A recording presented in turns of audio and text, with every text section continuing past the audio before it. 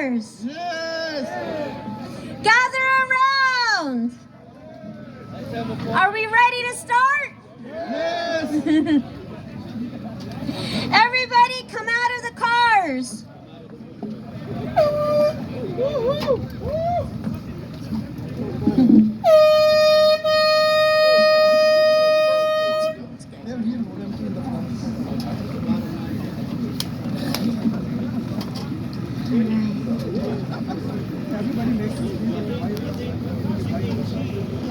Oh, careful.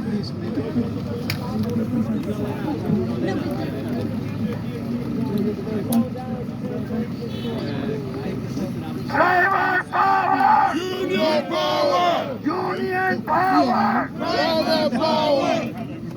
Yeah. Are you ready? Yes. Are you ready? Yeah. I cannot hear you. Are you ready? Yeah. Power to the people. Power to the people. To the union. Power to the union. Power to the drivers. Yes. Yes. When do we need it? Now. Let's get it, Union. Thank you. That's great. Brothers and sisters, welcome to our historic strike day at LaGuardia Airport. This is our third strike since December, and we are going to keep going until we win our demands. Today, thousands of drivers for Uber and Lyft are refusing to pick up fares all across LaGuardia Airport. On any given Sunday, this lot is usually full from corner to corner, with drivers waiting to be dispatched to the terminals. But today, on Sunday, February 26th, this lot is full with strikers. This lot is full with drivers who are saying to Uber and Lyft that we are sick and tired of the exploitation.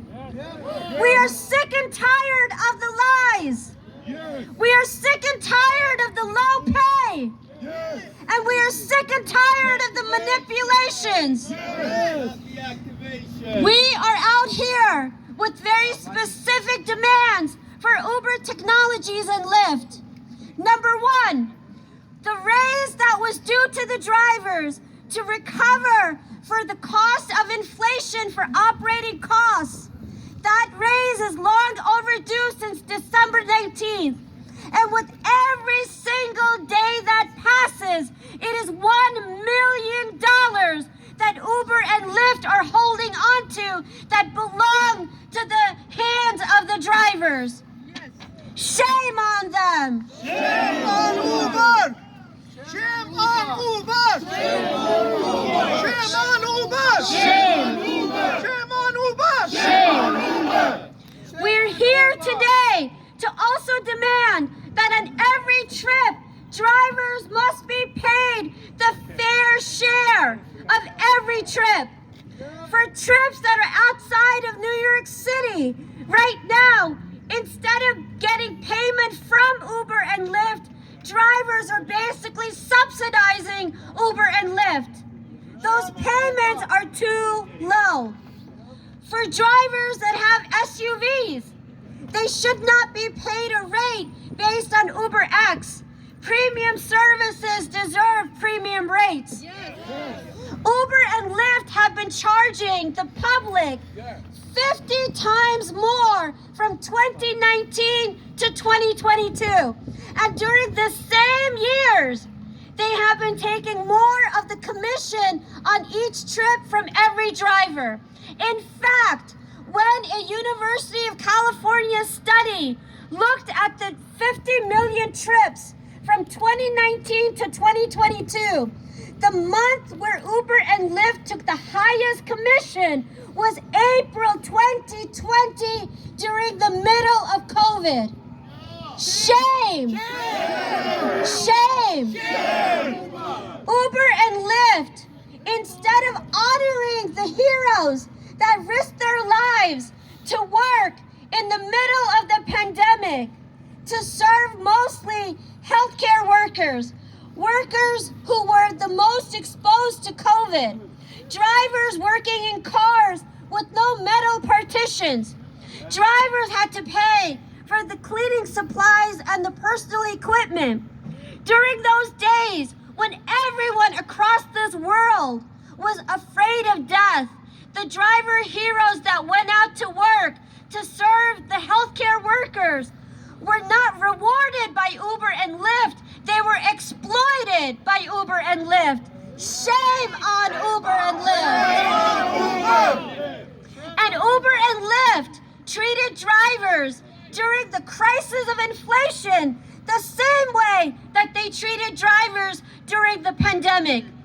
During that crisis, when every American was struggling with having enough money to keep up with the cost of bread and milk, when even rent started to skyrocket, just a little bit of time, less than a year after the city started to reopen, when already there were less fares, and then all of a sudden, drivers on top of that had to deal with record inflation.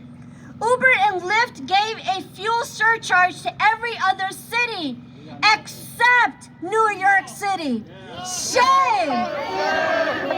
Shame! Shame on Uber! Shame on Uber! Shame on Uber! Shame! Uber! And when, after months of our organizing, finally, the Taxi and Limousine Commission passed a raise that would help drivers recover for the cost of operating expenses, Uber, on the eve of Christmas, went to court to block that raise. Shame on Uber! Shame on Uber! Shame on Uber! Shame on Uber! Shame on Uber! Shame on Uber! Shame on Uber! Driver power! Union power! Driver power! Union power! Driver power! Union power! Uber went to court on December 9th to stop a raise that would go into effect on December 19th. Meanwhile, between October 1st and December 31st, Uber's revenue was $8.6 billion. By December 9th, of course, Uber knew that by the end of that quarter, they would make a record revenue of $8.6 billion, which was 49 times more than the same revenue 1 year before for the last 3 months of 2021. In fact, in the heart of the inflation crisis during the summer, when 80% of drivers reported not having enough money for even the next months of groceries, where every driver had to choose between buying food or paying for fuel. During those same 3 months, Uber's revenue went up by 70% more in 2020 compared to the same 3 months in 2021. Shame on Uber! In fact, Shame on Uber! New York City is the one market where Uber and Lyft make a profit. And instead of rewarding the drivers whose labor and sweat, who take all the risks, paying for every single dime of every cost, taking the risk economically, taking the risk physically, the drivers who work 10 to 12, sometimes 15 hours a day, 6 to 7 days of the week. Yes. Instead of rewarding this labor that has brought Uber and Lyft its riches, Uber and Lyft instead continue to play games, oppose the raise, charge more to the public, refuse to give more to the drivers, in fact are taking a higher commission from the drivers, expect drivers to take on more expenses, and then on top of it all, they deactivate drivers without a moment's notice. Shame on Uber! Shame on Uber! No driver! No Uber! Stop the activations! Stop the activations! Stop the activation! Deactivation is just a fancy word that people on Wall Street use to basically say they're firing workers. When they leave you jobless and penniless overnight, absolutely no notice. You start your day getting ready to go to work, you go on your app, and all you get is a flashing sign like a traffic alert telling you that the dignity of your job has been stripped away. They don't even have a decency to give drivers notice so people can prepare. They don't have the decency to give drivers every evidence of the claims that are being made. They don't have the decency to give drivers the right to even appeal. It's basically a life sentence for a working person without any kind of parole. They strip you of everything overnight. Lyft and Uber act as judge, jury, and executioner and leave the drivers to fend for themselves. Shame on Uber! Shame on Uber! Shame on Uber! Shame on Uber! Shame on Uber! Shame on Uber! Shame on Uber! Shame on Uber! And now, as we get ready for March 1st, when there is a TLC public hearing to redo the rules for the raise that Uber stole by suing in court. By the way, when Uber sued in court, Uber said to the judge that Uber itself was charging the public 48% more between 2019 to 2022. At the same time, Uber cried that if the drivers got the raise, which would mean that Uber could not charge the public more and keep it all for themselves, they would have to share that with the drivers. At that point, Uber cried to the court to say, well, we might lose passengers or we might go bankrupt. During the same month, in December, when they knew at the end of that quarter, they were going to make $8.6 billion. And now,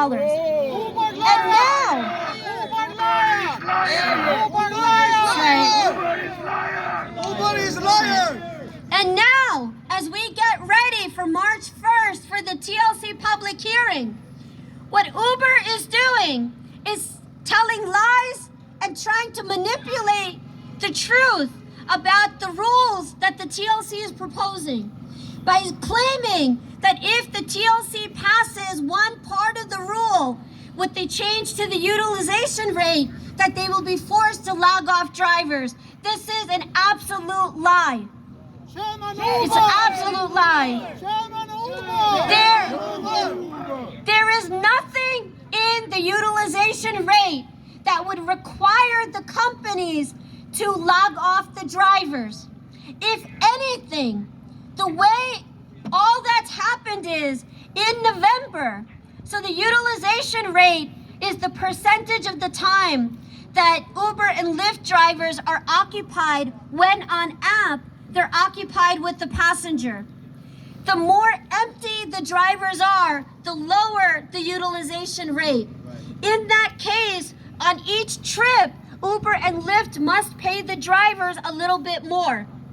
The higher the utilization rate, it means the drivers are more empty. And so on each trip, Uber and Lyft can pay the drivers a little bit less.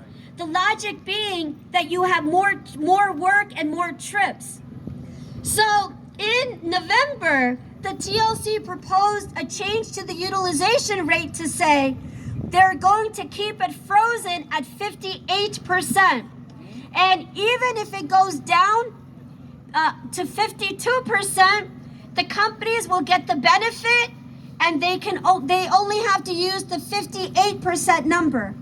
Same time, if drivers are more busy and the utilization goes up by 64%, the drivers will get the benefit and the TLC will keep 58%, the frozen number.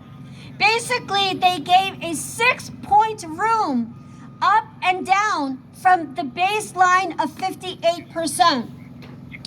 In the new rules, the new proposal from the TLC, what they have said is that the companies can go down to 56%, from 58 to 56, and still get the benefit of the higher rate. But if they do less than 56%, then the TLC next year will use the exact percentage. On the other hand, if the companies do better, the TLC said we're still going to keep it frozen at 58 to give the benefit to the driver. This way, the raise for the drivers is better protected. There is nothing in here that would require the Uber or Lyft to log off the drivers. And in fact, because 58% is the frozen number, even if Uber were to log off the drivers in order to get a better, higher percentage, with the new rule, they would get no benefit for it. So there is no economic reason for them to log off the drivers. If they want the old utilization rule, that's because they want to be able to put newer drivers on the streets, not the drivers who are deactivated, but brand new drivers on the streets, so that they could, again, keep flooding the streets with more drivers, leaving less work for every active driver, and not be required to pay each driver more money to make up for their business model where they want to still flood the streets. Shame on them. Shame on Uber. Shame on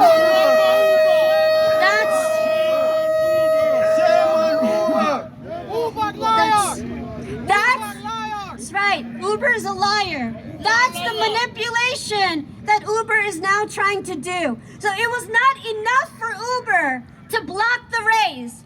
It was not enough for Uber and Lyft to deny a fuel surcharge at the heart of the crisis. It's not been enough for Uber and Lyft to charge the public 50% more and still take more commission from the drivers. It's not been enough for Uber and Lyft to pay drivers less for out-of-town trips or for SUVs. It's not been enough for Uber and Lyft to deactivate overnight thousands of drivers. They're still seeking to lie, to manipulate, and stop this raise that has been long overdue. And so today, tomorrow, and every day necessary, we will strike, we will rally, we will protest, we will win back what belongs to the drivers. Union power! Driver power. Union power! Driver power! Union power! Driver power! Union power! Driver power! Union power! Driver power! Union power! Driver power! Union power! Driver power. Union power! No driver! No Uber! No driver! No Uber! No driver! No Uber! No driver! No Uber! No driver! No Uber! No driver! No Uber! What do we want? Raise! What do we want? Raise! What do we want? Raise! When do we want it? Raise now! When do we want it? Raise now! When do we want it? Raise now! My brothers and sisters, we're joined today, our glorious strikers. We have some elected officials who have been in the struggle on the front lines of this fight for justice with us for years. For the past 2 years. And we're so proud that they have also come here today to greet us on our strike day. So I would like to start first to call upon some of our elected officials, and then we're going to turn it over to some of our striker leaders.